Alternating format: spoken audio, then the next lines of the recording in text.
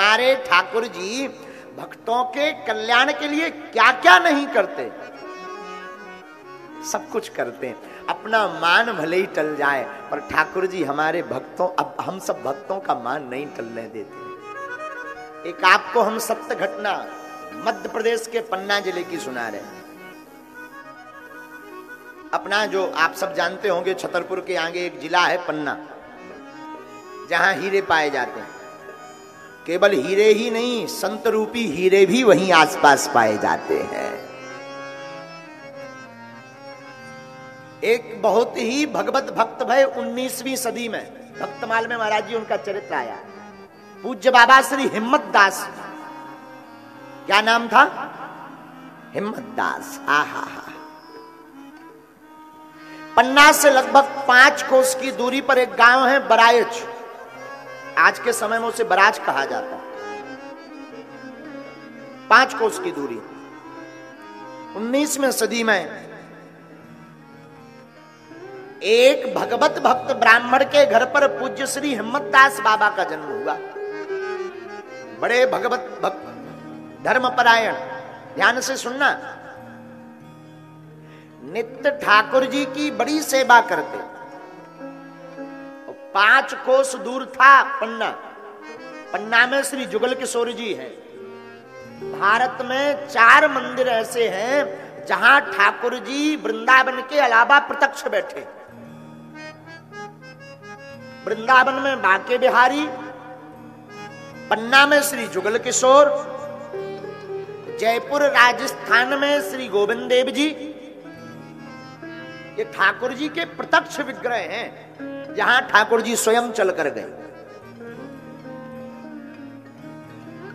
उस वक्त 19वीं सदी में जब श्री हिम्मत दास बाबा जी दर्शन करने जाते थे, तब वहां पर पंडित श्री गोविंद दीक्षित जी पुजारी थे। नित्य पैदल जाते थे आप। जंगल का, आज भी जंगल है पन्ना में। घाटी अगर कोई चढ़कर गया हो, पन्ना की घाटी बहु प्रसिद्ध है।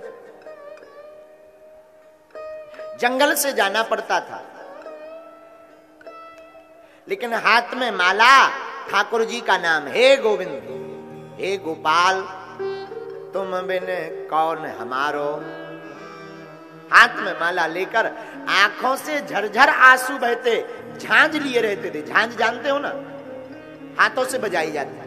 झांझ लेकर के बजाते हुए बढ़िया चले जाते पैदल। जाकर श्री ठाकुर जी के दर्शन करते थे। जुगल किशोर भगवान के प्रणाम। दाऊ भैया का भी मंदिर है, तो दाऊ भैया को प्रणाम, जुगल किशोर भगवान को प्रणाम।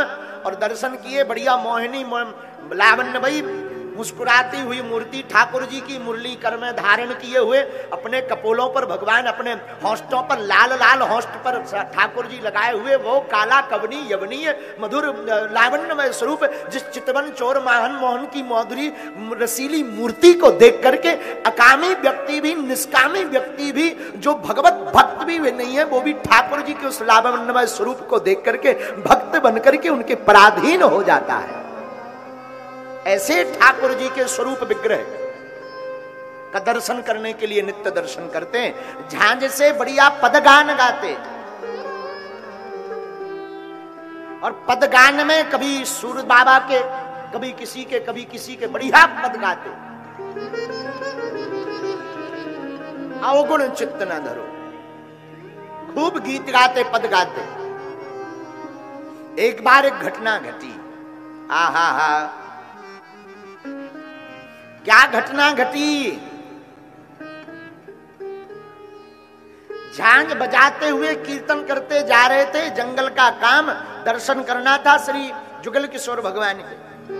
बराइच से चले, रास्ते में डकैत मिल गए। ए बाबा रुक, गोविंद गोविंद गोपाल गाता जा रहा, रुक रुक ठहर।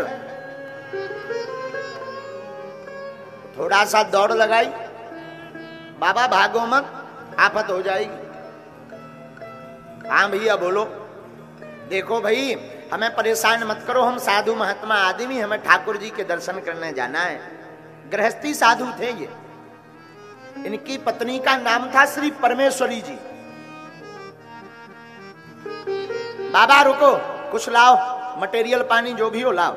अरे भैया, हम साधु महात्मा आदमी कुछ भी नहीं है, खाने को भी नहीं है। हम तो झांझ मंजीरा बजाते हैं, गोविंद के गुण गाते हैं। हम क्या दे दें? जो है वही लाओ। यही झांझे हैं, वही दो। चोरों ने झांझे छुड़ा ली, डकैतों ने। इनको बड़ा बुरा लगा।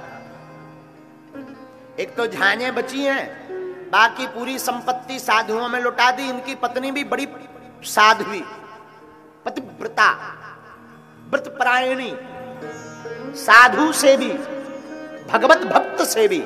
बुरा मत मानिए मेरी माताओं, मेरे पागलों, जिंदगी में आप याद रखना, घर में अगर दोनों भगवत भक्त हो ना, फिर वो घर घर नहीं, वो घर भगवान का बैकुंठ बन जाता है। हाँ, लेकिन आजकल तो बड़ो उल्टो जमानो है। पति देव अगर ज्यादा पूजा पाठ करें तो श्रीमती जी प्राण खा ले हैं, बावन के चक्कर में बर्बाद फिर रहे, कहां घूम रहे।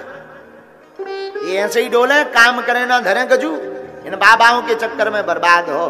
भैया मैं निवेदन करूं हाथ जोड़ के, मेरे पागलो, जो मजा खाने में है, अरे नहीं, जो खिलाने में है वो खाने में कहा। साधु सेवा में जो आनंद है वो कहां आनंद। डकैतों ने ले लिए झांझे। बाबा चलो हटो, भागे भूत की लंगोटी सही। अब तो आप रोने लगे कि कीर्तन में अब कैसे गाएंगे, झांझे ही चली गई।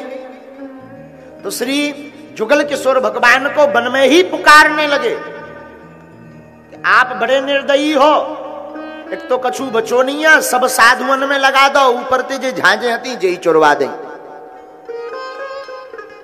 और बढ़िया भगवान को ताना सुनाने लगे। हमने चित्त चोर तो सुना था कि आप चित्त का चोरी करते हो, लेकिन ये डकैती कब से डालने लगे? भागवत में हमने चोरी का तो सुना है, आप चित्त की चोरी करते, माखन की चोरी करते, लेकिन जब डकैती कब से शुरू कर दी सरकार? भैया अद्भुत लीला हो गई। जिन डकैतों ने झांझ चुराई थी वो 2 किलोमीटर चले ही कि तब तक उनकी आंखों से दिखना बंद हो गया। और आप तो श्री गोविंद गोपाल कहूं कीर्तन गाते जा रहे थे। बाबा माफ कर दो। क्या होगा भैया? महाराज हमसे बड़ी भूल हो गई, हमारी आंखों की रोशनी चली गई। भैया आप भूल मत करना, क्षमा कर दो बाबा। ढूंढ ढांड के उसने प्रणाम किया। श्री हिम्मतदास बाबा ने हाथ रखा और गोविंद जी की ऐसी कृपा हुई कि झांझें भी मिल गई, उसकी आंखें भी वापस आ गई। तब तक रात्रि हो गई। शाम के समय जुगल किशोर पहुंचे, पटबंद हो गए। पुजारी जी ने मंगला आरती की तो कपाट बंद हो गए। बोले अब तो दर्शन होंगे नहीं, पुजारी जी तो चले गए। किसी ने कहा यहीं रात रुक जाओ। बोले नहीं, हमें तो वापस भी जाना है, दर्शन करना है। पहरेदार एक लगा हुआ था, उस जमाने में उतनी भीड़ नहीं होती थी। अब कोई बात नहीं, अगर कपाट नहीं खुले तो कोई बात नहीं। आप बड़े जोर जोर से आंखों में आंसू भरकर रोते हुए श्री जुगल किशोर भगवान की तरफ मुंह करके कहने लगे, कपटन को लागे रहे हे ठाकुर जी, कपटन को लागे रहे हिम्मत दास कपाट। हम बड़े कपटी हैं, इसलिए आपने अपने कपाट बंद कर ले। कपटन को लागे रहे हिम्मत दास कपाट, और प्रेमन के पग धरत ही खुले कपाट झपाट। हमने सुना है कि जो कपटी व्यक्ति होता है उनके लिए तो आपके कपाट लग जाते हैं, पर जो प्रेमी होता है तो आप नियम धर्म सब तोड़ करके उस प्रेमी को गले लगा लेते हैं। रात को ही एक घटना घट गई। बोले क्या? बोले झट से 2 बजे श्री बिना पुजारी जी के आए 2 बजे मध्य रात्रि में ही ठाकुर जी के कपाट खुल गए और मोहिनी सुंदर मूर्ति, लावण्यमय मूर्ति श्री जुगल किशोर भगवान के दर्शन हो गए। पहरेदार चौंक गया। प्रातः काल पुजारी जी को पूरा रहस्य बताया। पुजारी जी ने दंडवत की, राजा को खबर की। उस जमाने में राजा होते थे पन्ना महाराज। तो राजा ने महाराज जी से निवेदन किया, सरकार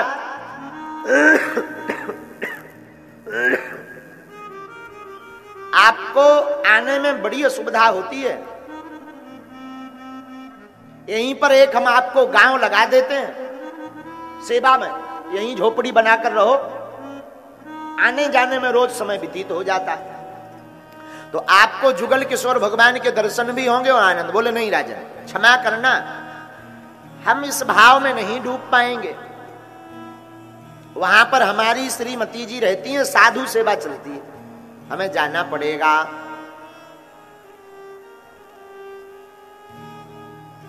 वापस घर आ गए। इतने में गांव में बहुत से महात्मा इनके घर पे पधार गए। अब घर पे तो भुजी भाट कुछ था ही नहीं इनके पास, सब लुटा दिया था साधुओं में। 20-25 मूर्ति आ गई, अब कहां से आवे संपत्ति। गांव का जो सेठ साहूकार था बनिया, उसने उधार दे दे करके इनको मना कर दिया कि बहुत उधारी हो गई, चुकाते उकाते हो नहीं, ले जाते हो, कहते हो कि साधु भंडारा होना है, कब तक चलाओगे हमारे नाम से भंडारा, बंद करो महाराज। तो वापस लौट आए, कुछ नहीं मिला। पत्नी ने कहा, सरकार लगता है अब तो नाक कट जाएगी और आज साधु भूखे चले जाएंगे तो महाराज हम दोनों के लिए बड़ा अपराध हो जाएगा।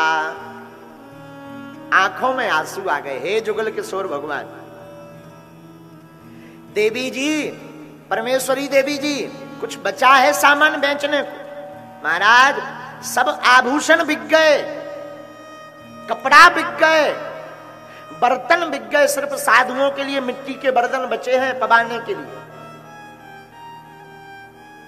तब तक नाक की नथनी याद आई।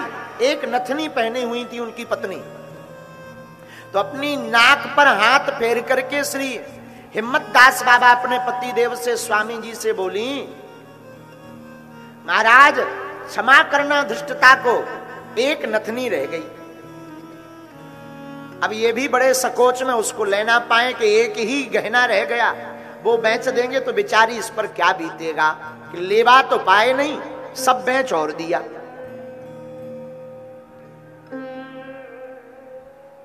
क्या करें?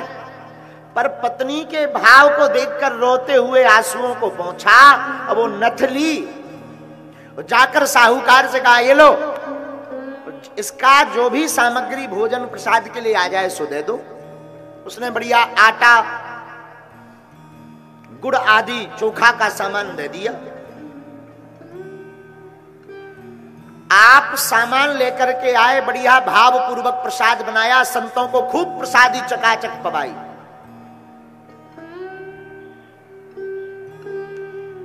जब बहुत देर हो गई, संत महात्मा पधार गए, चले गए। सोई स्नान करने के लिए नदी में गए। दूर गांव नदी थी, अब घर पर कुछ बचा नहीं, आभूषण भी नहीं बचे।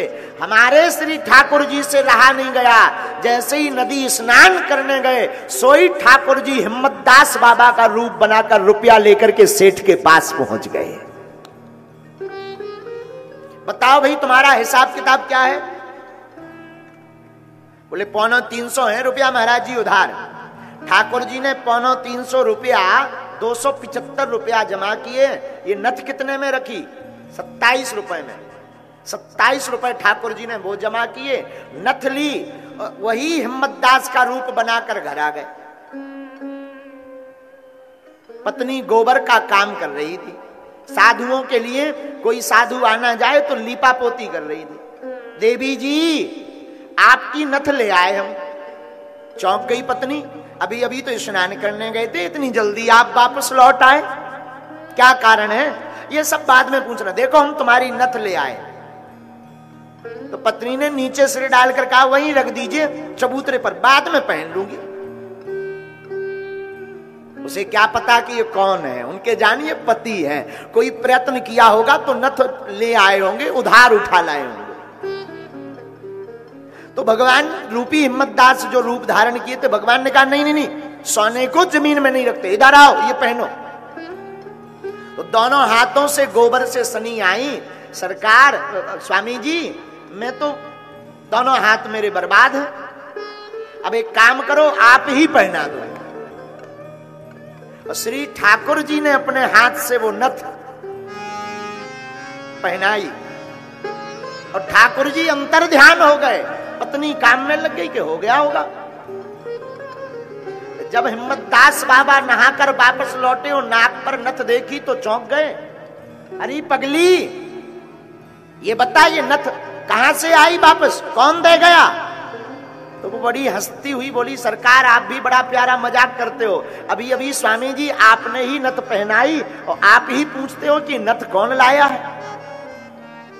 हिम्मतदास बोले हम तो आए नहीं, हम तो स्नान करने गए थे। सेठ से पूछते हैं कौन ले गया है। तो सेठ जी के पास गए, बोले बताओ भाई वो नथ तुमने किसको बेच दी हमसे बिना पूछे।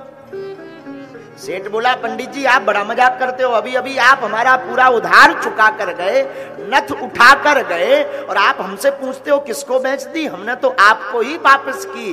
तब इनकी समझ में आया जब हस्ताक्षर बही खाते में देखे कि साक्षात श्री जुगल किशोर भगवान के हैं, आंखों से आंसू झरझर निर्झर गिरने लगे। धन्य है ठाकुर, धन्य है गोविंद, धन्य है गोपाल, भक्तों की रक्षा के लिए हमारा रूप बनाकर चले आए। भागे भागे पत्नी के पास आए, अरे देवी तू बड़ी भाग्यवान है, जिन्हें तुम्हें दर्शन भये, जिनके हाथ से तूने नथ पहनी वो मैं नहीं, मुझे तो आज तक अकिंचन को दर्शन नहीं हो पाए, मुझ पापी को आज तक दर्शन नहीं हो पाए, वो कोई और नहीं साक्षात श्री जुगल किशोर भगवान ही प्रकट भये थे। आहा हम भक्तन के भक्त हमारे, ठाकुर जी कहते भैया हम भक्तों के भक्त हमारे हैं। भक्तों में भगवान नियम तोड़ देते भक्तों के लिए। अहम भक्त पराधीन हो, भगवान कहते हम भक्तों के अधीन हैं। मद भक्ता यत्र गायन्ति तत्र तिष्ठामि नारद, भगवान कहते हैं मद भक्ता यत्र गायन्ति तत्र तिष्ठामि नारद, जहां हमारे भक्त हमारे नाम का कीर्तन करते हैं ठाकुर जी कहते हम वहीं पर आकर के विराजमान हो जाते हैं।